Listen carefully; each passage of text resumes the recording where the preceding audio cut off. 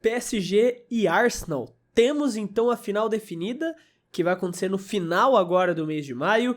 De um lado, o que possivelmente é o melhor time da Europa no momento, o PSG, né, na batalha para ver quem era o melhor time da Europa, dos dois clubes que estavam jogando o futebol mais bonito de se assistir. E do outro lado, a história de um clube que tá aos trancos e barrancos, tentando reconstruir uma imagem que eles tinham construído no começo da temporada, desabou com tudo, só que agora, por conta de dois bons resultados, um que nem envolveu eles, e aí, na Premier League, e agora um bom resultado contra o Atlético de Madrid, devolve essa temporada nos trilhos e coloca de novo exclusivamente nas mãos do Arsenal o resultado de tudo que pode acontecer nas próximas semanas. Se eles vão sair com 2 títulos ou se eles vão se tornar uma vergonha novamente. E essas duas histórias tiveram mais um capítulo que foi contado nessa semifinal de Champions League, exatamente isso que nós vamos conversar hoje, sobre o que aconteceu nas partidas e como a gente chega vendo o que nós vimos nos 2 jogos para essa final.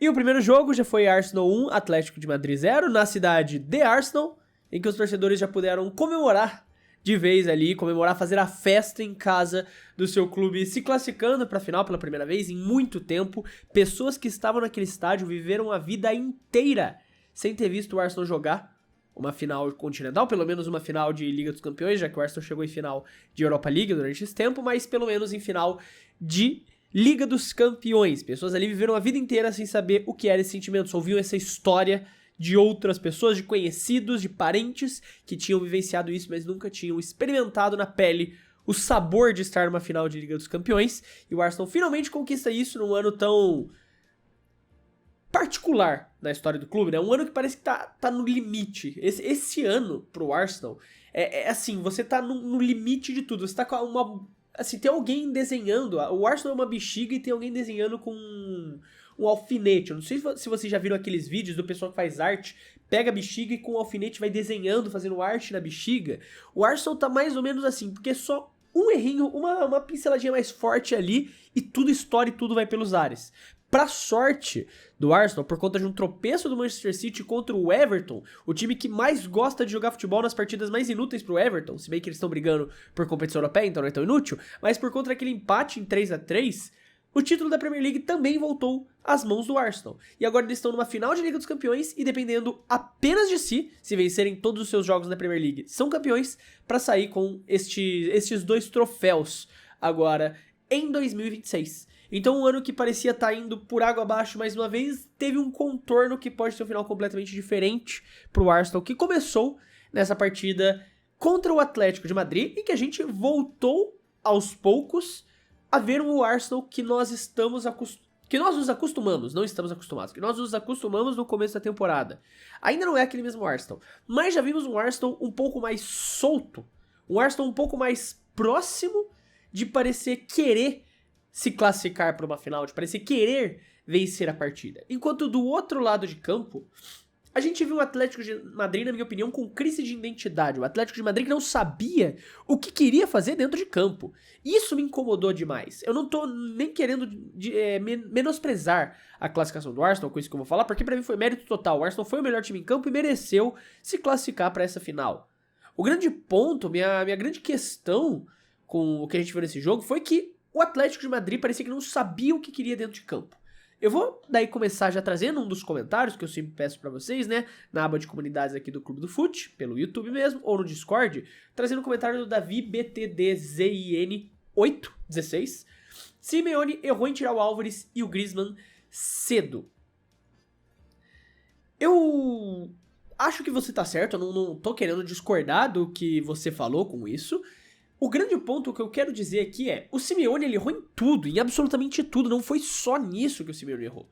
Porque ao longo de toda essa temporada, inclusive eu fiz um vídeo sobre isso inteiro, sobre como o Simeone tá tentando mudar essa mentalidade do Atlético exatamente agora por uma injeção de capital que eles vêm tendo por conta da aquisição da Apollo, que quer transformar o Atlético em um clube que bata de frente com o Barcelona e com o Real Madrid na Liga Espanhola, em La Liga. E para que isso aconteça, você tem que jogar como tal. Você tem que mudar a sua postura de jogo. Você tem que ser um time que comece a mostrar essa garra, essa vontade de vencer com mais frequência do que só um time que busca se defender Não que você não possa vencer se defendendo, o Mourinho mostrou isso diversas vezes, mas pelo menos trazer uma cultura que você também consiga atacar, sabe? Que você também consiga aproveitar as oportunidades para atacar. E o Atlético de Madrid se tornou um time muito mais ofensivo nessa temporada. Não à toa, é a pior temporada defensivamente do Atlético, mas uma das melhores ofensivamente falando. Porque, é claro, normal, você vai sofrer um pouco, principalmente nessa transição, nesse primeiro momento, que você tá tentando tornar o time mais ofensivo, é normal que você sofra um pouco mais defensivamente. Mas você tinha uma proposta, você tinha uma lógica, você tinha essa ideia. E você tem jogadores para isso, como o Álvares, a aquisição do Lookman, por exemplo, também é uma outra prova disso. Você tem o próprio Griezmann, que é um jogador que é muito bom ofensivamente, ficou tanto tempo no Atlético.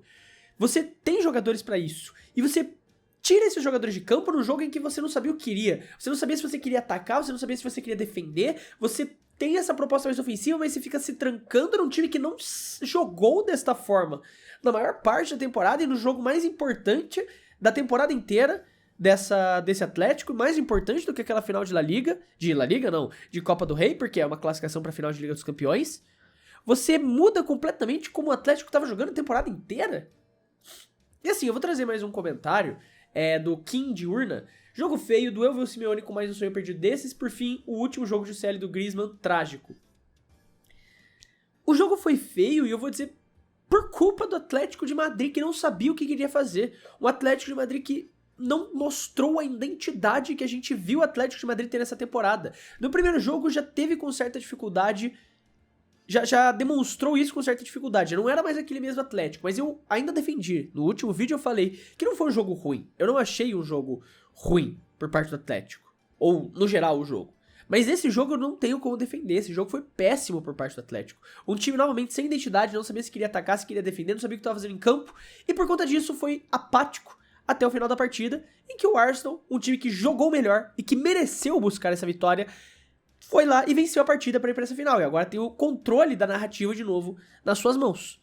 E tem um ponto que eu preciso falar também, que é a questão do pênalti, né? Que eu sei que muita gente vai comentar. Tem um comentário aqui do César Augusto Campos França. O juizão acabou sendo apito quente no lance do Magalhães antes do pênalti no Griezmann, que achou que mudaria acho que mudaria o caminho do jogo. Tá difícil. E eu concordo. Pra mim foi pênalti, foi um pênalti claro em cima do Griezmann. E foi um erro gravíssimo do árbitro. O VAR não pode fazer nada, não tem como culpar os árbitros do VAR aqui nesse momento.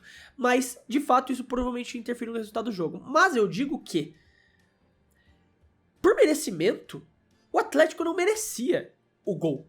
Porque não foi um time que jogou pra isso, na minha opinião. Foi um time que não sabia o que queria fazer em campo. Então, assim, foi um erro que custou um possível empate do Atlético que poderia levar eles à final? Foi, de fato. E a justiça tem que ser feita. Poderia ter empatado e poderia ter ido pra final. Levado pros pênaltis e ido pra final. Beleza.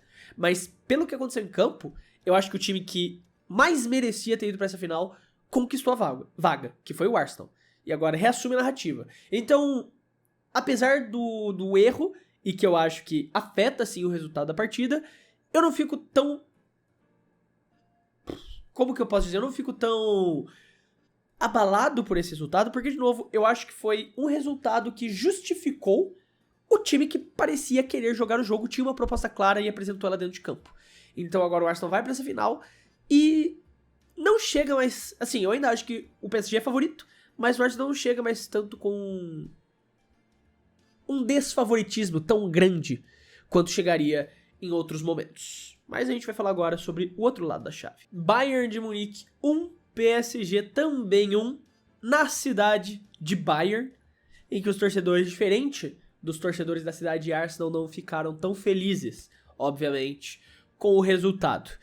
E, bem, eu acho que aqui a gente tem uma situação bem diferente, obviamente, do que aconteceu no jogo entre Atlético e Arsenal, mas você consegue traçar alguns paralelos, dadas as suas devidas proporções.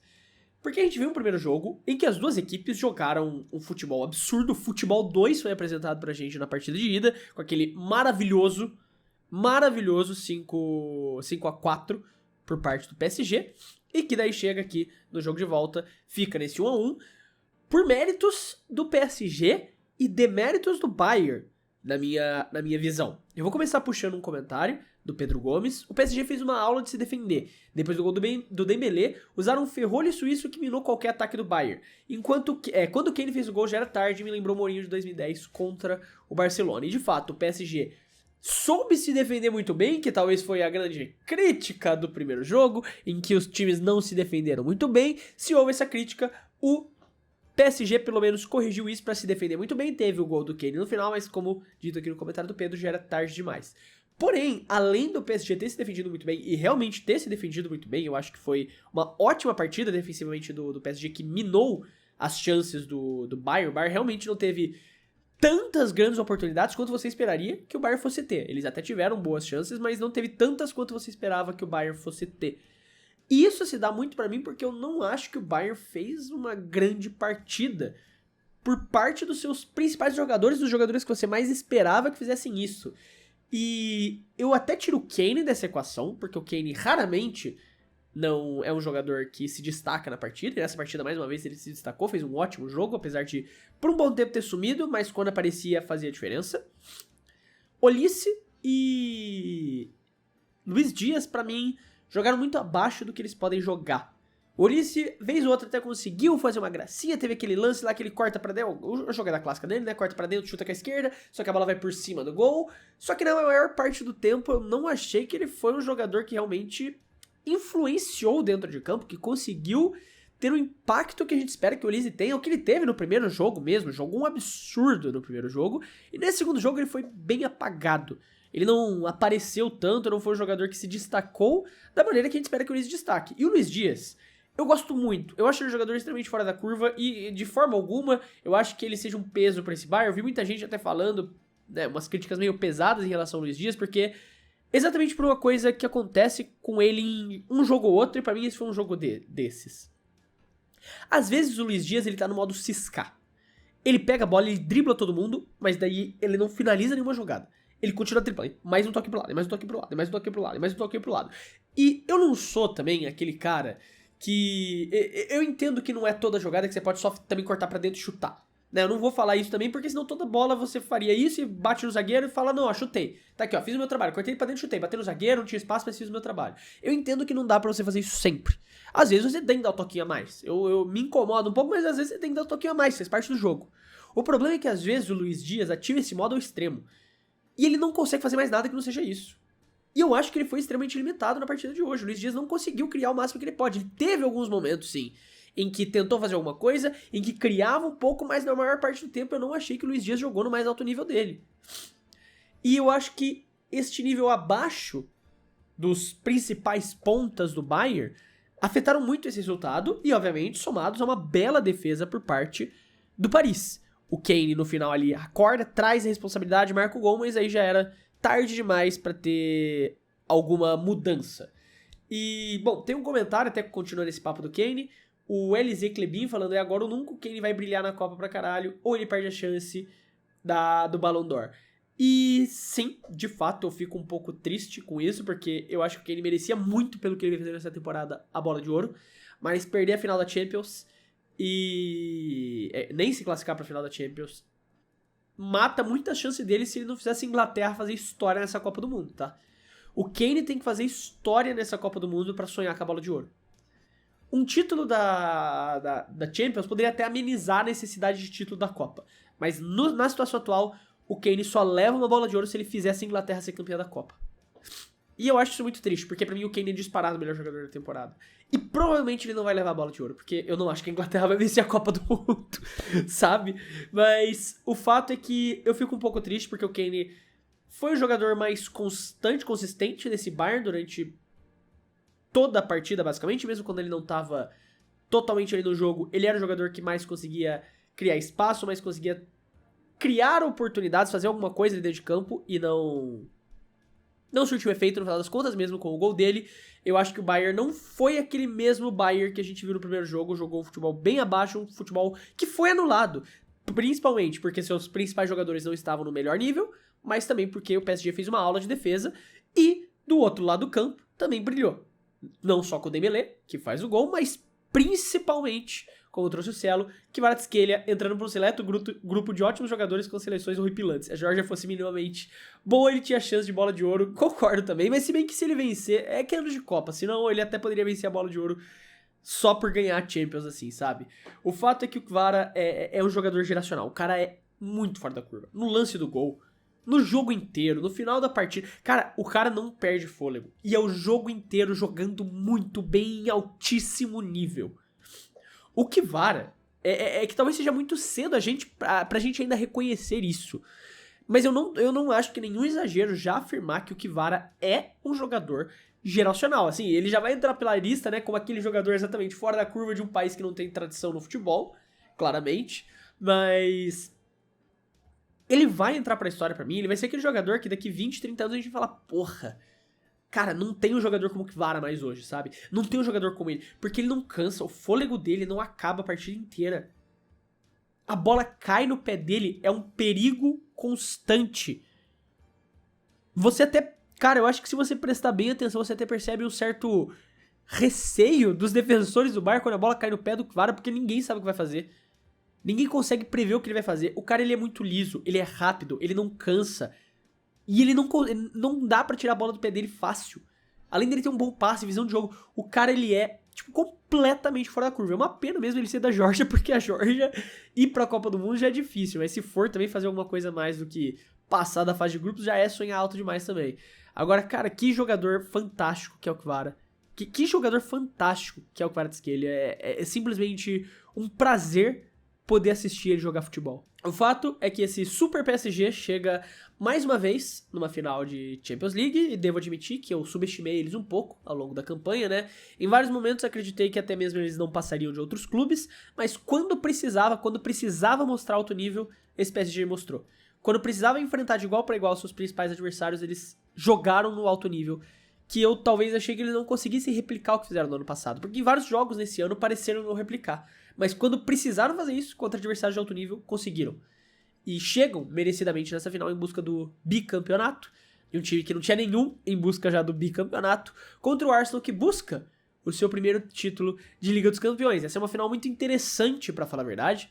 Porque você tem duas histórias ali curiosas. Esse Super PSG, né, vindo de anos sem conquistar, sonhando com essa Liga dos Campeões por tanto tempo e sempre batendo na trave e não conseguindo, trazendo aquele trio Mbappé, Neymar, Messi, não conseguindo ganhar. Então você tira todo mundo, monta o, entre muitas aspas, low profile, e vai lá e ganha, e agora pode buscar esse bicampeonato. Você tem uma história muito forte ali de um time francês também, que é um país que não tinha tanta tradição, só o Marseille tinha ganhado a Champions antes deles.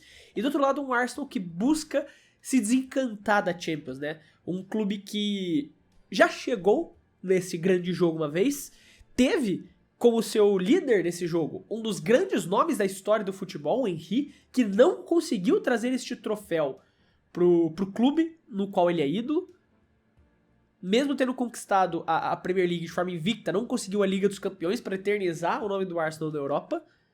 Agora o Arsenal tem essa chance novamente, depois também de bater na trave em várias semifinais, tem esta chance novamente de buscar a glória eterna, é o slogan da Libertadores, mas dá pra vocês entenderem também, de buscar a glória eterna, e não só isso, mas construir uma temporada que eles começaram a construir, destruíram e agora tem a oportunidade de reconstruir, porque o Arsenal reassume o protagonismo da sua própria história.